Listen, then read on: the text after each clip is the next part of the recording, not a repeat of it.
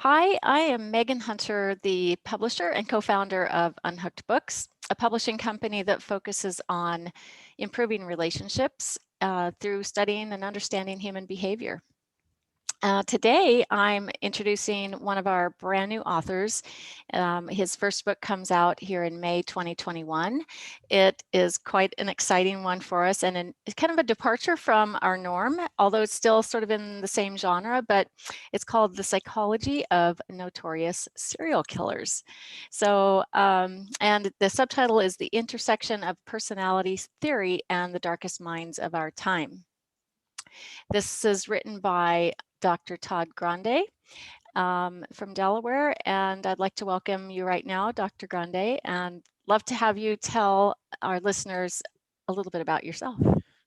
Sure. Well, thanks for having me. I am a licensed counselor and a licensed chemical dependency professional. So I have a PhD in counselor education and supervision, which is kind of the leadership class for the counseling profession because most counselors are educated at the master's level. And the PhD is kind of the supervisor, the educator, the leader of that group, kind of helping to conduct research, supervise, consultation, and deliver direct services. I've done all those things in my past. So I try to let that experience, that education kind of inform how I process like true crime and these other topics that I cover.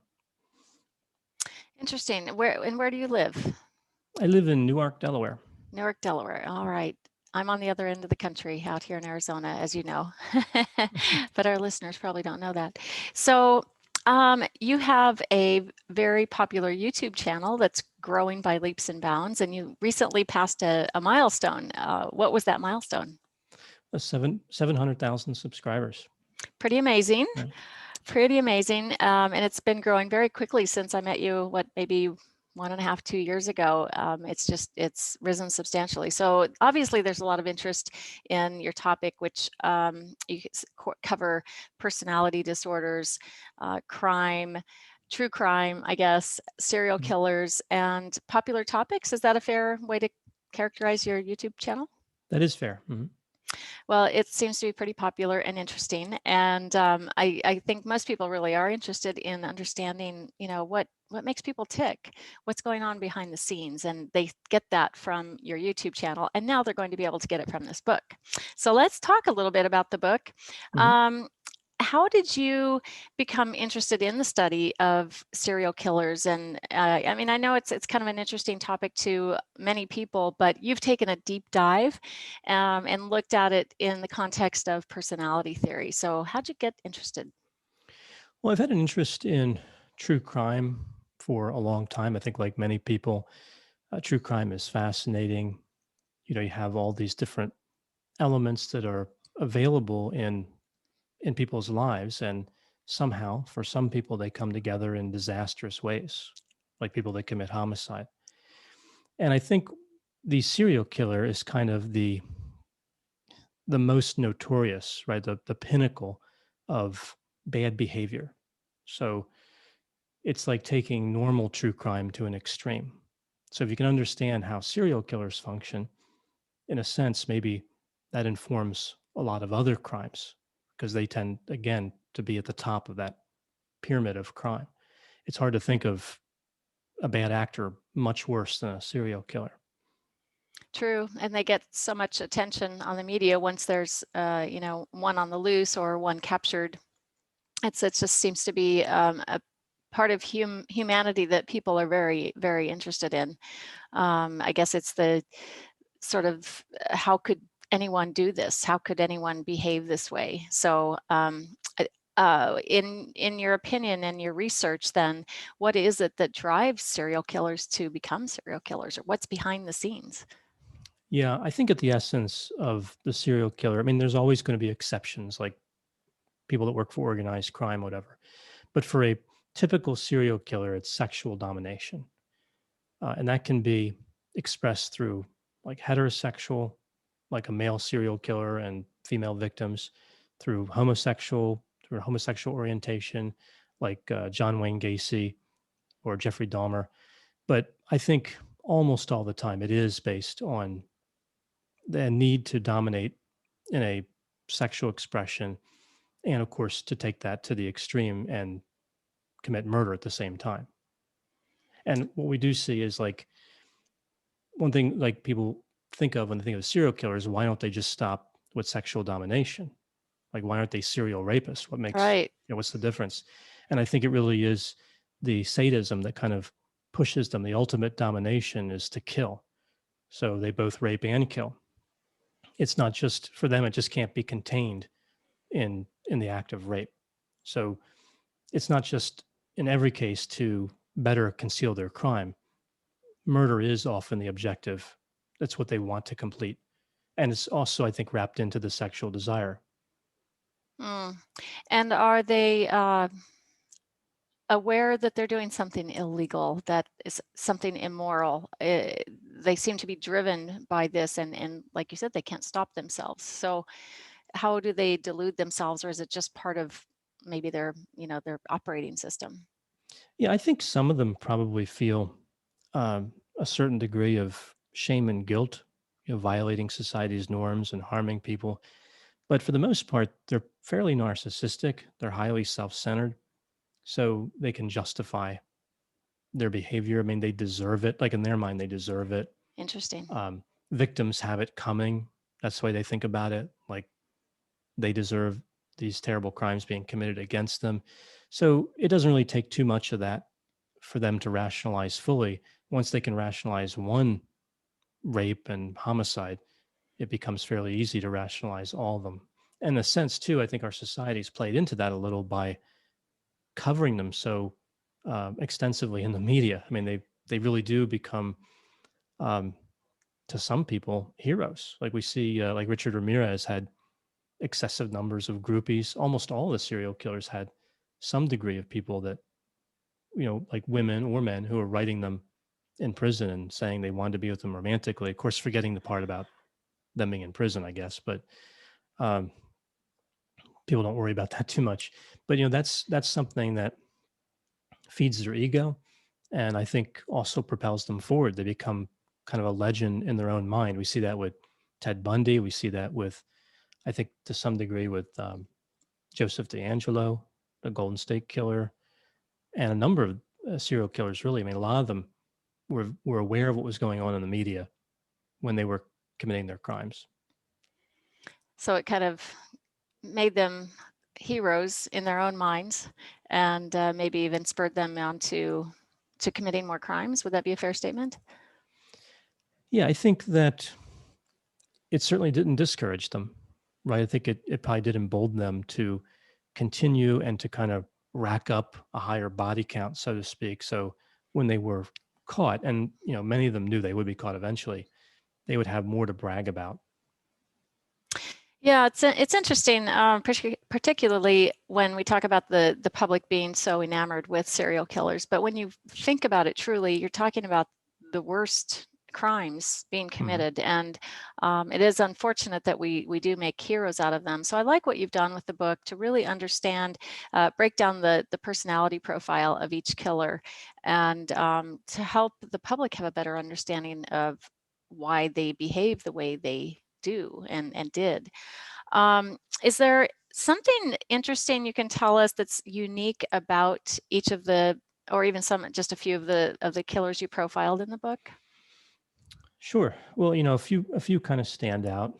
If we look at somebody like Gary Ridgway, the Green River Killer, this was somebody who had, all the terrible aspects that serial killers have, the desire to kill. His preferred victim was a prostitute, right? So he killed many, many prostitutes.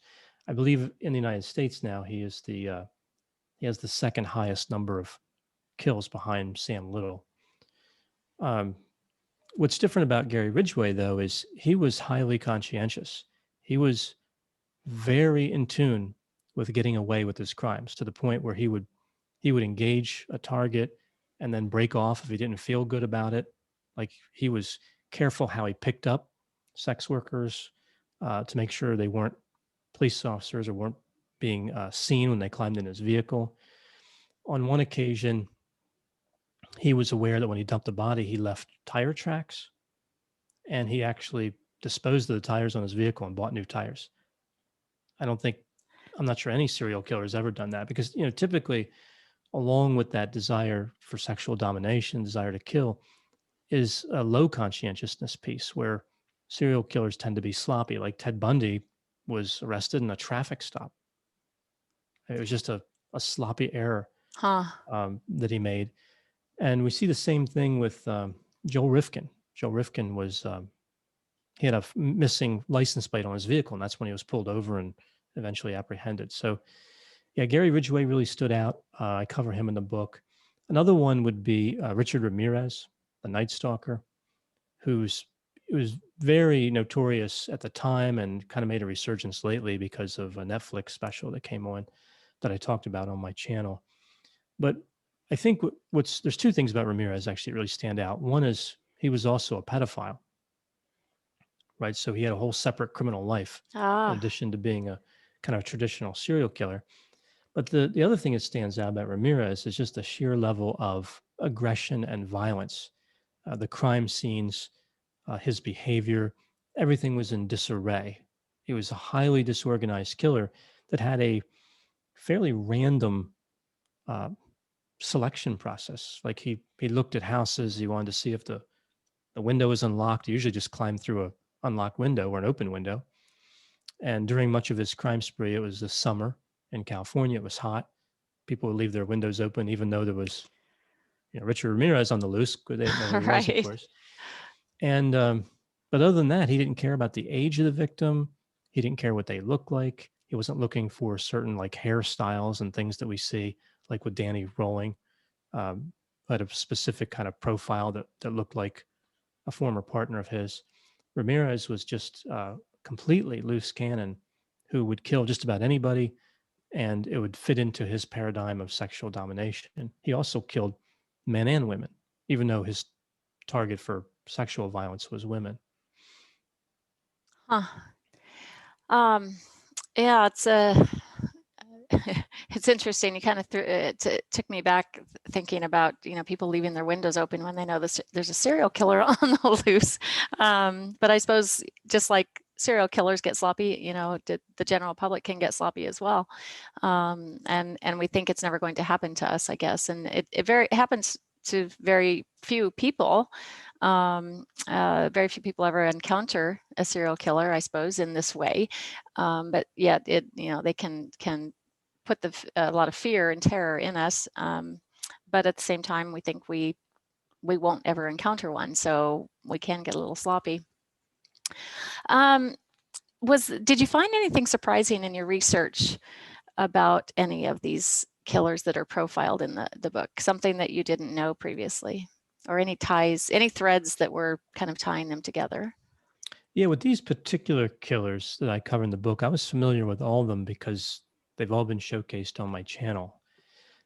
So there wasn't really much in the way of additional like exploration into them when I was writing. I was pretty familiar with them.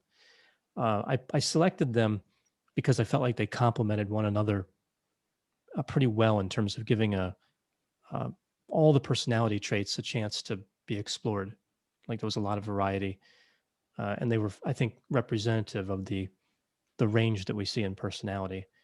But yeah, there wasn't much in the way that was new for those particular killers, and most of their stories are actually closed because most of them have passed away, one way or the other. I think there are a few that are still alive, but Seems like I heard that one had passed away just very recently. I don't recall which one it was, but maybe I'm wrong. I'm not sure.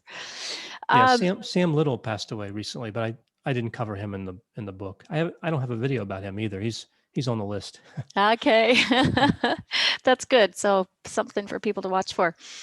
Um, so does the general public have a misperception about serial killers? And if so, what would that be? I think I think the well, I think people that are interested in true crime probably understand serial killers relatively well. But in terms of the general public, I think the misconception would be that the what serial killers are trying to accomplish is just to eliminate people, right? Just like eliminate one after the other. almost like a mass killer, except they take their time. They don't really know necessarily about the sexual domination component, which drives them through the sadistic acts, the rape, and all that. Like it's not just taking a weapon like a firearm and killing somebody and running away. Although there have been killers who have done that, like the DC snipers, but they weren't really serial killers in the same way that I'm talking about. So I think people just don't connect with that sexual domination piece. It doesn't make sense to them why somebody would do that.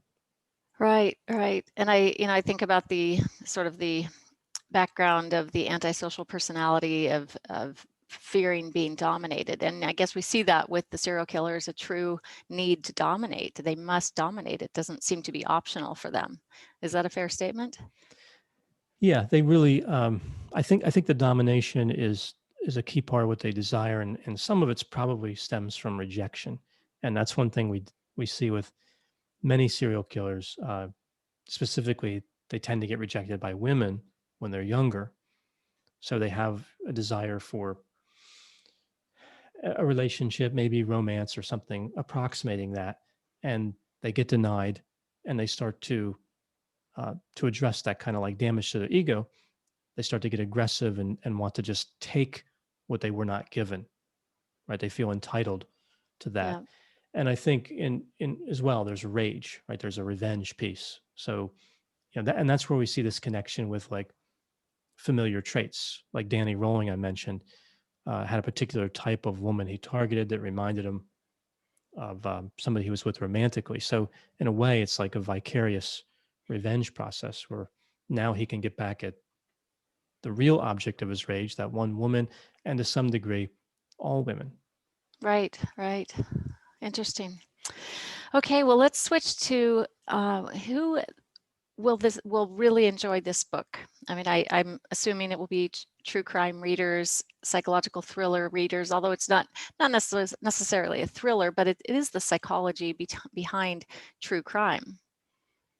Yeah, I think that people that enjoy true crime will like it, especially if they're looking for kind of like the next level in depth, like to really understand what we understand from research, like where we are with research and personality and that merging together with the serial killers. I think it's got a fairly high level of analysis in it. And I try to spell it out to where I'm explaining some of the personality constructs in a lot of detail, perhaps even more than I've covered on my YouTube channel, to really give the fullest picture possible of the makeup of these killers. Great, great. So would it be a book that would interest other mental health professionals as well? Is it kind of to that level? And at the same time, for anyone in the general public who just might be interested? Yeah, I think so. I think it would be interesting to pretty much anyone who finds not only true crime interesting, but the mental health piece, but like specifically looking at like a clinician. I think when you treat a lot of clients, when you see a lot of people, and I've treated a number of people in my career, you see the same traits over and over, but just in different combinations. And with a serial killer, one way to look at it is it's like the worst combination. Everything came together. Mm, They had the motive, the opportunity, they had the drive, they had the rejection early on or the perceived rejection, they had head injuries and perhaps drug use when they were young. So it all just comes together and they decide to kill. But there are many people that have many of those traits that clinicians work with pretty regularly, but they don't have them all, or for whatever reason, they didn't become a serial killer. But we can still learn from some of the, particularly more negative traits, like sexual sadism is fairly common, disturbingly common, really. interesting. And Didn't know that. most people, who have it don't act on it, but it is in there, right? It's residing somewhere Hmm, in their personality.